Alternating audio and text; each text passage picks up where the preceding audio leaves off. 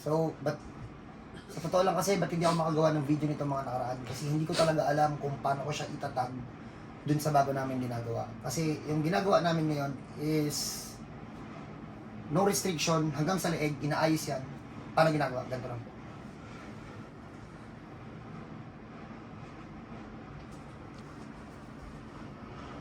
Dati po siya dito may humps. Pang second session po to ni Tropang... Tigisan mo, te? Tropang 10. Tropang 10. Tigisan ka ba, te? Nabaliches. Kabaliches. Ilang taong itong dinal itong mga sakit mo? Ay, tagal na. Yung nasa kamay mo? Eh, ito, 3 months. Yan, 3 months. Eh, ito yung concern ko, yung carpal tunnel. Hindi nga ay, yung carpal tunnel niya po medyo aggressive. Nabalian siya dito, naipitan siya sa ugat, nawala ng lakas, tas masakit pa. Pero ngayon po, ano na po yan? Malaki improvement yung nadala mo yung spine ko kasi pati pag yung bloated na wala. Pati bloated. Mamaya natin. Birahin natin yan mamaya.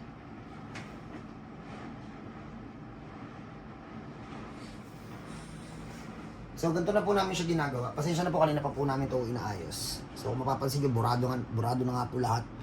So, ina-align po siya isa-isa. Hinahanap po lahat ng spacing ng spine, kinokorek. Hindi lang po kasi balakang ngayon ang ginagawa namin. From top to bottom po yan. Nakatulad po yan. Hinahanap po yan. Iniisa-isa po lahat ng ugat sa spine. So, ang dami na po kasi sa amin nag-report na kung ano-ano yung natatanggal na sakit. Kaya hindi ko na po siya alam kung paano ko siya gagawa ng video.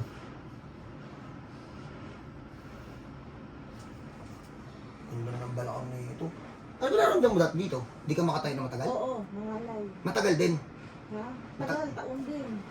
Ilang taon? Ay, hindi na mabilang. Basta ayun ang problema ko. Sa tayo naman to. Oo, sa tayo. Anong nararamdaman mo dun, te? Mangalay. Hindi ka makatayo na matagal? Oo, nangalay agad. Babaero po kasi talaga to. Babaero talaga to, kaya ano? Yan. Sa totoo lang, si Ate Tibbs to. Plano ko sanang pag nahilot, straight na. Walang ganun ha, walang ganun. So, ganyan na po namin siya ginagawa. So, iniisa-isa po siya.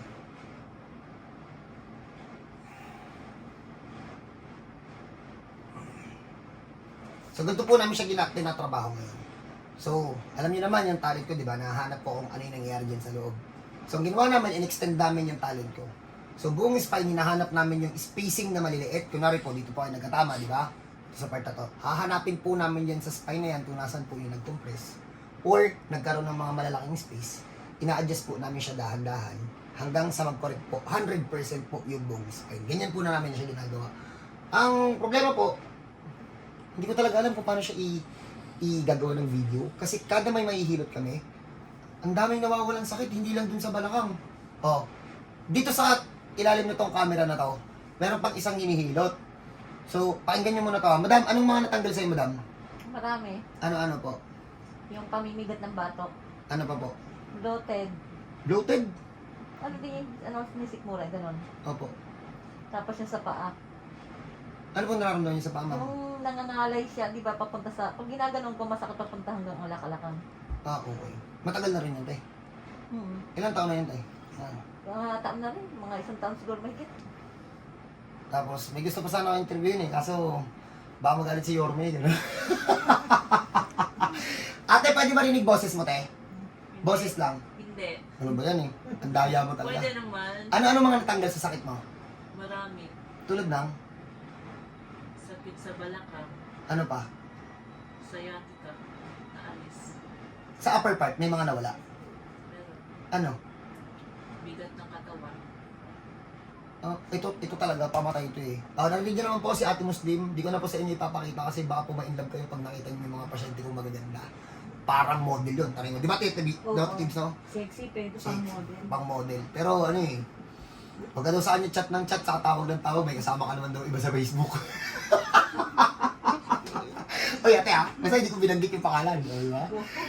Ano pati sasabihin mo sa kanya, tayo? Wala. Pagka daw tawag ng tawag sa kanya, kasi tinignan daw namin yung Facebook mo, ano, may kasama ka naman daw, nakaya ka pa daw sa iyo. Ganero! So yun po, ipopost po namin to mamaya kung ano po mga nawala. Tapos mamaya interviewin ko po siya kung ano po yung mga nawala. Kasi second session na po to.